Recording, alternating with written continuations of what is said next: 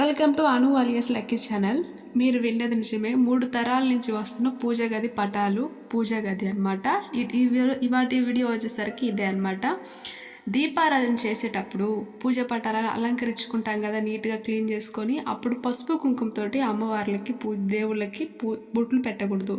గంధంతో పెట్టి పసుపు కుంకుమతో పెట్టాలన్నమాట. గంధము కుంకుమ వాడాలి, పసుపు వాడకూడదు. దీపారాధన చేసేటప్పుడు పటాల మీద దీపం కనిపించేలాగా దీపం పెట్టాలన్నమాట. ఇది మా అమ్మమ్మ చెప్పింది. నాకు ఇది ఏంటి అనేది వివరం నాకు తెలియదు. అలానే తాంబూలం పెట్టాలి. 3 ఆకులు 5 ఆకులు 3 కానీ 5 కానీ ఆకులు పెట్టి 5 వక్క పలుకులు అయితే ఖచ్చితంగా పెట్టాలి. 5 లేకపోతే 2 వక్క పలుకులు పెట్టాలి. ఇంకొకటి, ఇవన్నీ పూర్వం నుంచి వస్తున్నాయి అనమాట. నాకు అంత క్లియర్గా తెలియదు, కానీ ఇందులో ఒక మ్యాజిక్ చూపిస్తా. ఈ శివుడు పటం కనపడుతుంది కదా, ఈ శివుడు పటంలో ఇంకొక అమ్మవారి ఫోటో, ఆంజనేయ స్వామి ఫోటో, అది చూడండి, కనకదుర్గమ్మ అమ్మవారు, ఆంజనేయ స్వామి, ఇట్లా 3 కనపడతాయి అన్నమాట. ఇది ఎప్పుడు తెచ్చారో కూడా నాకు తెలియదు. ఇది ఒక పేపర్లో ఉంటుంది, కానీ చాలా పవర్ఫుల్ అనమాట. జాగ్రత్తగా పూజ చేయాలి ఇది దీనికి సంబంధించింది అని మా అమ్మవారు చెప్తూ ఉంటుంది. నాకు అంత వివరంగా తెలియదు అనమాట. అడిగితే వాళ్ళకి ఏదో పనిలో ఉంటారో మనం అడగమన్నమాట అది తెలిగ్గా.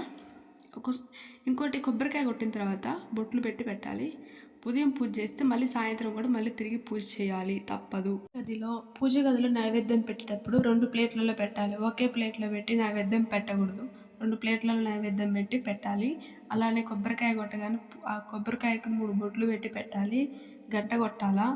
దానితో పాటు ఇవన్నిటికంటే ముందు ఉదయం సాయంత్రం దీపారాధన చేయాలి. ఉదయం పూజ చేస్తే కనుక మళ్ళీ సాయంత్రం కూడా ఏదన్నా నైవేద్యం పెట్టకపోయినా పర్వాలేదు, కానీ బొరుగులో చక్కెర ఏదో ఒకటి, పప్పులో ఏదో ఒకటి పెట్టి మళ్ళీ సాయంత్రం పూట కూడా దీపారాధన చేయాలి. వీటన్నిటికంటే ముందు ఇంట్లోకి వచ్చేటప్పుడు కాళ్ళు కడుక్కొని రావాలి. సాయంత్రం పూట లక్ష్మీదేవి ఇంటింటికి వచ్చి తొంగపడి చూసిపోయిద్దంట. సాయంత్రం పూట పొద్దుకేటప్పుడు తలుపులు తీసి కూర్చోవాలి. పొద్దు కూకేటప్పుడు అంటే సాయంత్రం పూట చీకటి పడుతూ ఉంటుంది కదా, ఆ టైంలో తలుపులన్నీ క్లోజ్ చేసి కూర్చోకూడదు, ఓపెన్ చేసి కూర్చోవాలి. అంటే ఆ టైంలో లక్ష్మీదేవి తొంగపడి ఇంటింటికాడ చూసిపోతూ ఉంటుంది అంటారంట పెద్దలు. మనకి దాని చరిత్ర తెలియదు, కానీ ఈవినింగ్ టైం సాయంత్రం పొద్దుకేటప్పుడు మాత్రం తలుపులు తీసి కూర్చోవాలి. కాసేపు అనేది ఖచ్చితంగా అలా కూర్చోవాలి. తలుపులు క్లోజ్ చేసి మాత్రం ఉండకూడదు.